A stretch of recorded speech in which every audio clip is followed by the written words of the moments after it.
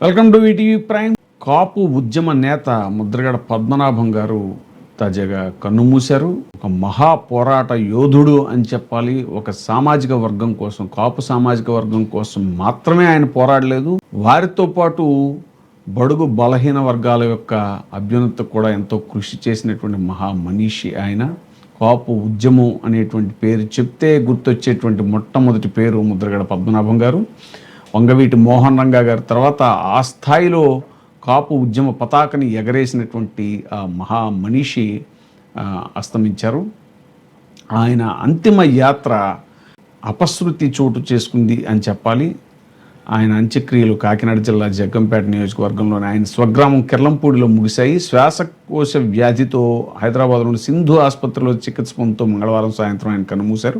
బుధవారం ఉదయం భౌతికాయాన్ని కిర్లంపూడిలోని ఆయన స్వగృహానికి తీసుకొచ్చారు. తమ ప్రియతమ నాయకుడిని కడసారి చూసేందుకు వేలాది మంది అభిమానులు, ప్రజలు, వివిధ పార్టీల నేతలు రావడంతో గ్రామం అంతా కూడా కిక్కిరిసిపోయింది. వైఎస్ జగన్మోహన్ రెడ్డి గారు మాజీ ముఖ్యమంత్రి ఆయన ముద్రగడ గారి భౌతిక కాయాన్ని సందర్శించి ఆ కుటుంబాన్ని పరామర్శించి స్వయంగా ఆయనే ఆ మహా ఉద్యమకారుడి యొక్క పాడెను మోసి అంత్యక్రియల్లో పాల్గొన్నారు. ముద్రగడ పద్మనాభం గారి భౌతిక కాయానికి వైఎస్ఆర్సీపీ అధినేత మాజీ ముఖ్యమంత్రి వైఎస్ జగన్మోహన్ రెడ్డి ఘనంగా నివాళులు అర్పించారు. మధ్యాహ్నం 2:55 రోడ్డు మార్గంలో కిర్లంపూడి చేరుకున్న ఆయన ముద్రగడ భౌతికాయం వద్ద పుష్పాంజలి ఘటించి ఉద్విగ్నతకి లోనయ్యారు. అనంతరం ముద్రగడ భార్య పద్మావతి, కుమారులు బాలు, గిరిబాబులను పరామర్శించి కుటుంబానికి తానున్నాను అంటూ భరోసా ఇచ్చారు. అంత్యక్రియలు పూర్తయ్యే వరకు కూడా అక్కడే వైఎస్ జగన్మోహన్ రెడ్డి గారు ఉన్నారు. స్వయంగా ముద్రగడ పద్మనాభం గారి పాడె మోశారు. ఆఖరి శ్వాస వరకు అదే ముద్రగడ అంతిమ కోరికలు జీవితాంతం కొన్ని విలువలకే కట్టుబడినటువంటి ముద్రగడ పద్మనాభం గారు తన మరణానంతరం అనుసరించాల్సిన విషయాలపై బతికున్నప్పుడే స్పష్టమైన సూచనలు చేశారు. వాటిని కుటుంబ సభ్యులు తూచా తప్పకుండా పాటించారు. స్వగృహంలోనే ఖననం చేయాలి, తన భౌతికాయాన్ని సొంత ఇంటి ఆవరణంలోనే ఖననం చేయాలి అని కోరుకున్నారు ఆయన. అయితే అంత్యక్రియల తర్వాత ఎటువంటి దినకార్యాలు నిర్వహించవద్దని, మరణించే సమయానికి ఒంటిపై ఏది ఉంటే వాటితోనే ఖననం చేయాలని ముందే చెప్పారు. సుమంగళిగా తన భార్య జీవించి ఉన్నంతకాలం సుమంగళిగానే ఉండాలని ఆకాంక్షించారు. ఇవన్నీ చాలా రెవల్యూషనరీ థాట్స్ ఇవి. కూతురికి నో ఎంట్రీ అన్నారు. ఎందుకంటే కొంతకాలంగా కూతురితోటి ఆయనకు మనస్పర్ధలు వచ్చినటువంటి విషయం తెలిసిందే. ఆమె జనసేన పార్టీలో చేరటం, దాంతో ఆయన తనని ధిక్కరించి కుమార్తె వెళ్ళిపోవటమే కాకుండా తనపై అనేకమైనటువంటి నిందారోపణలు చేసినందుకు ఆమె జీవితంలో ఆమె తన ముఖం చూడకూడదని, తను చనిపోయినా కూడా తన భౌతికాయాన్ని కూడా ఆమె చూడకూడదని, అంత్యక్రియలో పాల్గొకూడదని ఆయన చాలా గట్టిగా కోరుకున్నారు. అది తన ఆఖరి కోరికగా కూడా చెప్పారు.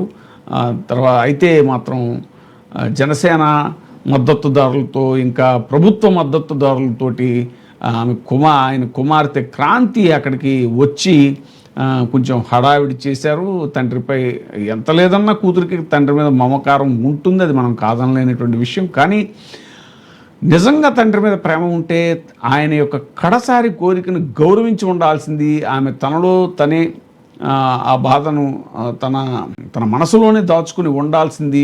ప్రత్యేకంగా అంటే తను ఒంటరిగానే బాధపడి ఉండాల్సింది. ఆయన భౌతికాయాన్ని సందర్శించి ఆయన యొక్క మహానుభావుడు యొక్క ఆఖరి కోరికను ఆవిడ గౌరవించలేదు అనేటువంటిది కూడా వినిపిస్తున్నటువంటి మాట. ఇక జగన్మోహన్ రెడ్డి గారు అక్కడికి వచ్చినందుకు కూడా అప్పటికే అక్కడికి చేరుకున్నటువంటి జనసేన నేతలు ఎవరైతే ఉన్నారో, కార్యకర్తలు ఎవరైతే ఉన్నారో, వాళ్ళంతా కూడా నానా హడావిడి, నానా యాగి చేసి జగన్మోహన్ రెడ్డి గారి మీద అర్థం పర్థం లేని విమర్శలన్నీ చేశారు అనేటువంటిది కూడా రాజకీయ పరిశీలకులు చెప్తున్నారు. జగన్మోహన్ రెడ్డి గారు అక్కడికి రాగానే సహజంగానే ఆయన అభిమాన సందోహం మనకు తెలుసు.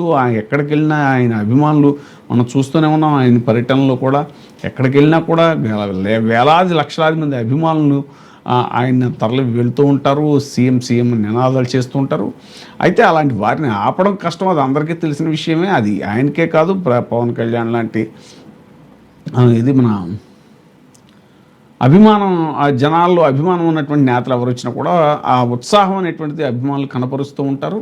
అయితే అక్కడికి వచ్చి అలా నినాదాలు చేయటం అనేటువంటిది ఏదో జగన్మోహన్ రెడ్డి గారు స్వయంగా నినాదాలు చేయించుకున్నారు అన్నట్టుగా జనసేన నాయకులు కొంతమంది మాట్లాడటం అనేటువంటిది చాలా విడ్డూరంగా ఉంది. అలా అంత్యక్రియలను కూడా రాజకీయం చేసే ప్రయత్నం జనసేన టీడీపీ చేశాయి అనేటువంటిది. ఇక కూటమి ప్రభుత్వంగా అయితే ఆయన వాళ్ళ కుటుంబం తిరస్కరించింది. ప్రభుత్వ లాంఛనాలు మాకు వద్దు, అధికారిక లాంఛనాలతోటి అంత్యక్రియలు మాకు వద్దు, ఎందుకంటే బతికున్న నాళ్ళు ఆయన్ని వేధించారు.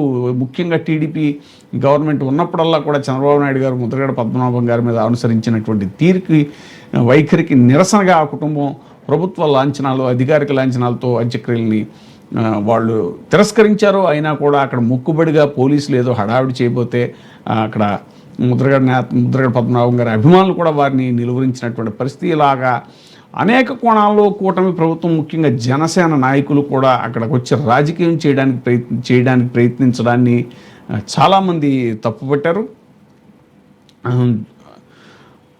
రాజకీయంగా ప్రత్యర్థులతో చేతులు కలిపి కుటుంబంపై విమర్శలు చేసిన కుమార్తె క్రాంతిని తన భౌతికాయం వద్దకు రానివద్దని స్పష్టం చేశారు.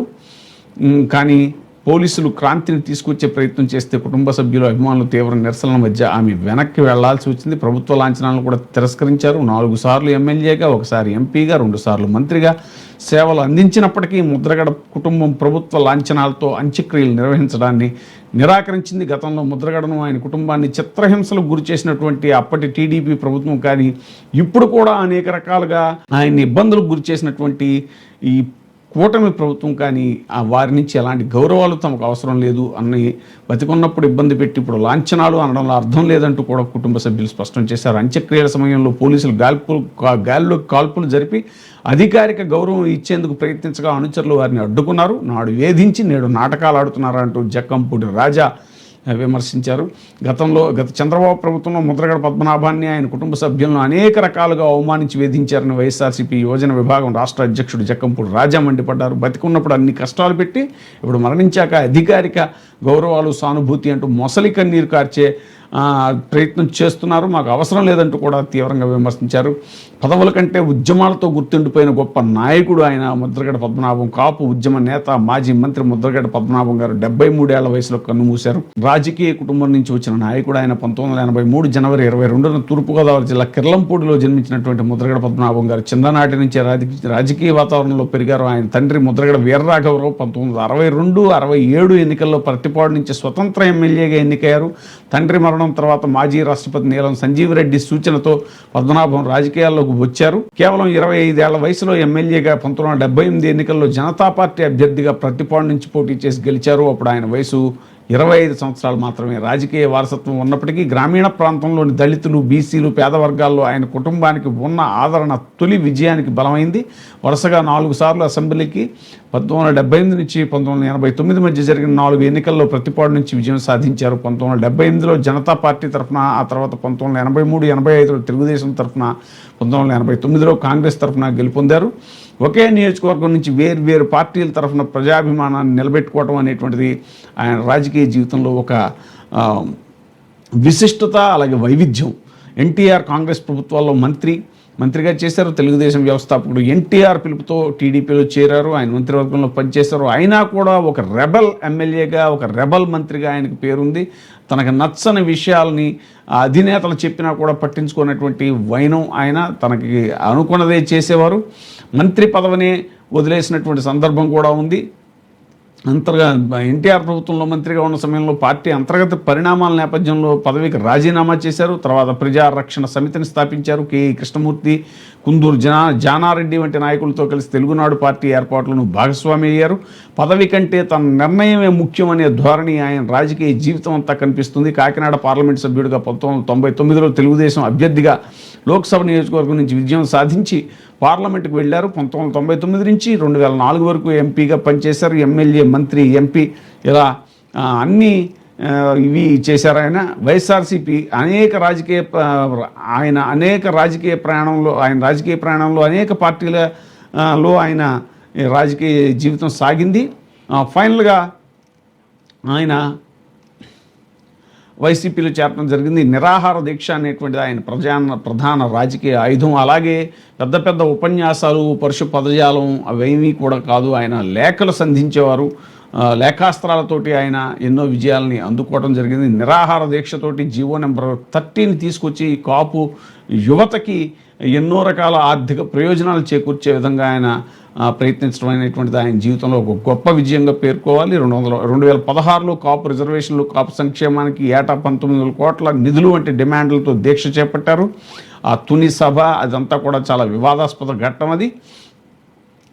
ఇవన్నీ అయిన తర్వాత ఇక రాజకీయ ప్రసంగాల కంటే బహిరంగ లేఖలు ఆయన ప్రత్యేకత అనేటువంటిది మనం చెప్పుకున్నాము. ఫైనల్గా వైఎస్ఆర్సీపీలో జాయిన్ అయ్యారు జగన్మోహన్ రెడ్డి గారి సమక్షంలో. 2024 ఎన్నికల్లో పిఠాపురంలో పవన్ కళ్యాణ్ ఓడించకపోతే తన పేరును ముద్రగడ పద్మనాభ రెడ్డిగా మార్చుకుంటానని ప్రకటించి అన్నమాట నిలబెట్టుకున్నటువంటి ఏకైక రాజకీయ నాయకుడు ఆయన. గట్సే చాలా డిఫరెంటు. అలాంటి ఒక విలక్షణ రాజకీయ నాయకుడు అంటాం కన్నా కూడా విలక్షణ ఉద్యమ నేతగా ఆయన చరిత్రలో ఎప్పటికీ గుర్తుండిపోతారు అనేటువంటిది నిర్వివాదాంశం. జోహార్ ముద్రగడ పద్మనాభం గారు. ఇప్పుడే సబ్స్క్రైబ్ చేయండి, లైక్ చేయండి, షేర్ చేయండి. WAY TV ప్రైమ్, మీ ఉత్తమాభిరుచుల సమ్మేళనం.